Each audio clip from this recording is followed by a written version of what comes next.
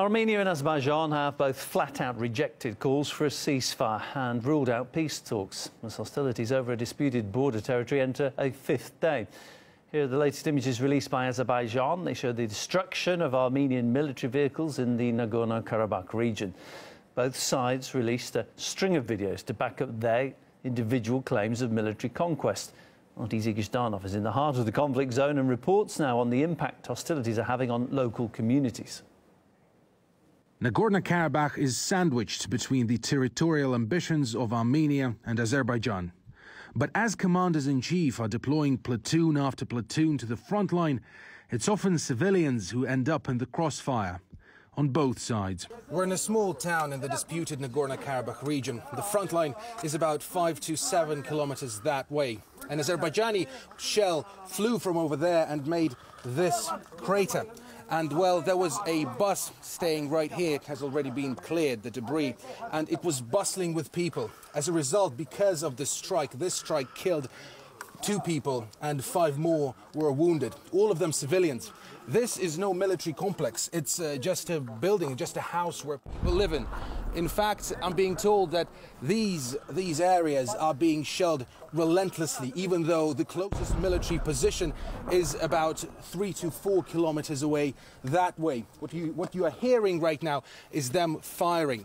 In fact, we could hear just minutes ago a UAV and sometimes even see it as it was making circles above us. It was not an Armenian UAV, it was an Azerbaijani one.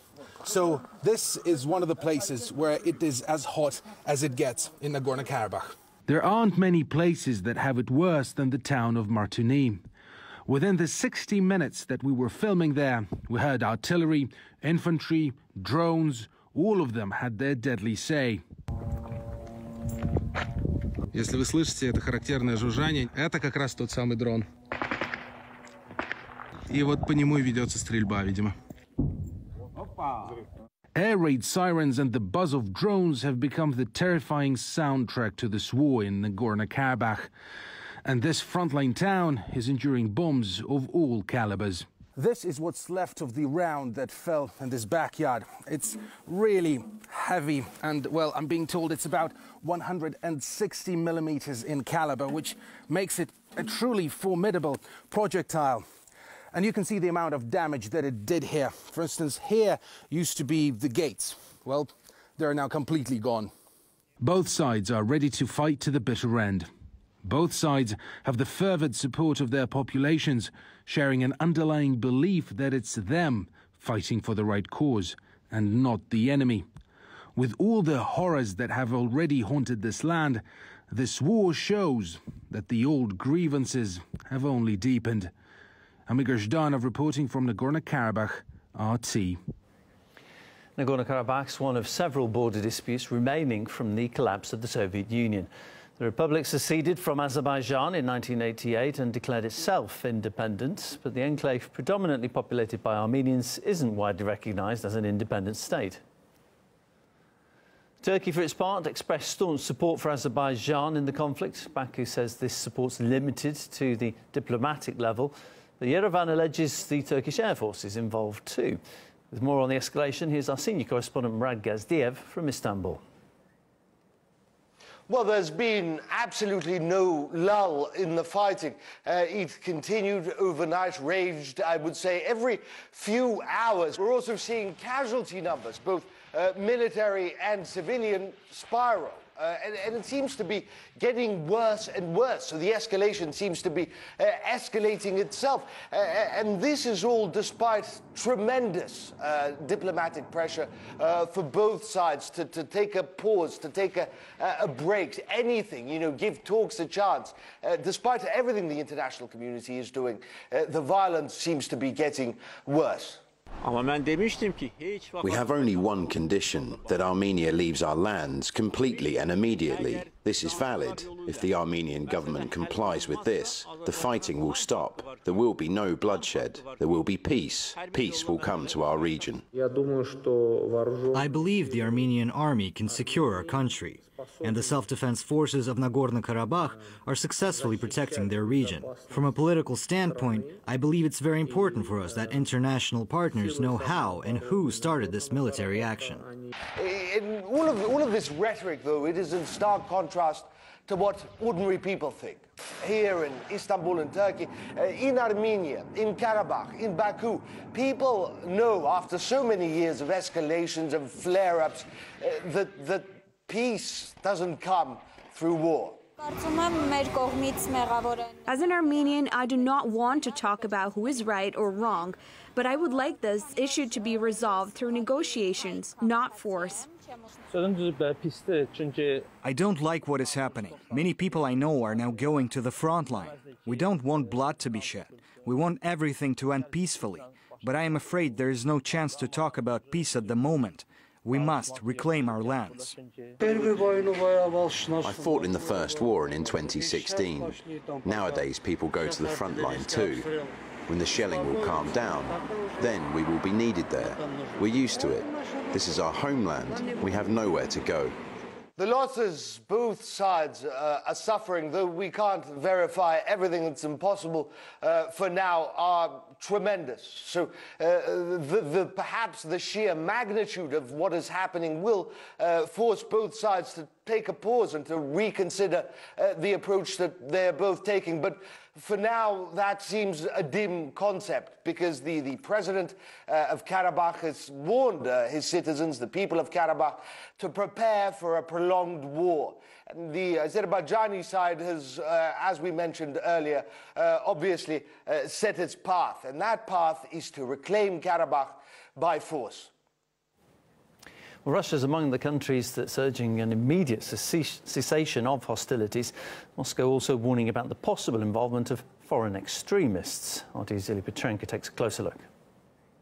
So, the issue of foreign mercenaries from outside the region being moved into the conflict zone in Nagorno-Karabakh. It was first Armenia that kept pointing at these concerns, but now is the time when, for the first time, the Russian side began to address this threat. Here's exactly what the Foreign Ministry statement said.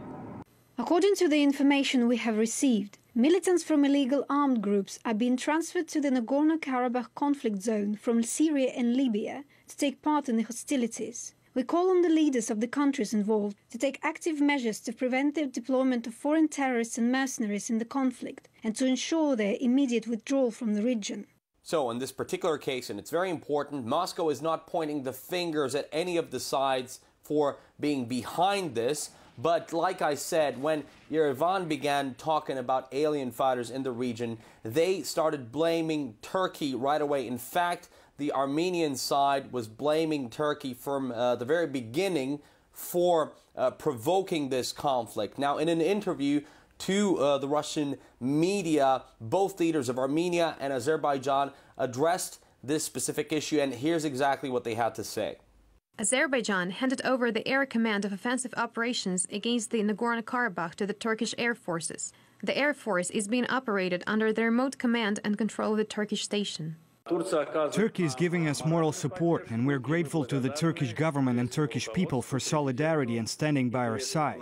There is no other role Turkey is taking in the conflict. The role of Ankara in all this has been the focus of speculation and debate for a long time now, because unlike many important international players which called for a peaceful settlement of the crisis from the very beginning and which didn't take sides, Turkey decided to back Azerbaijan immediately and even threatened to send its military there. Now, that's something that wasn't welcomed by the Russian side at all, which at this point has very good relations with Ankara. All this comes amid reports in the media that Syrian rebels backed by Turkey could be getting ready to be moved to the Nagorno-Karabakh region or are already on the way.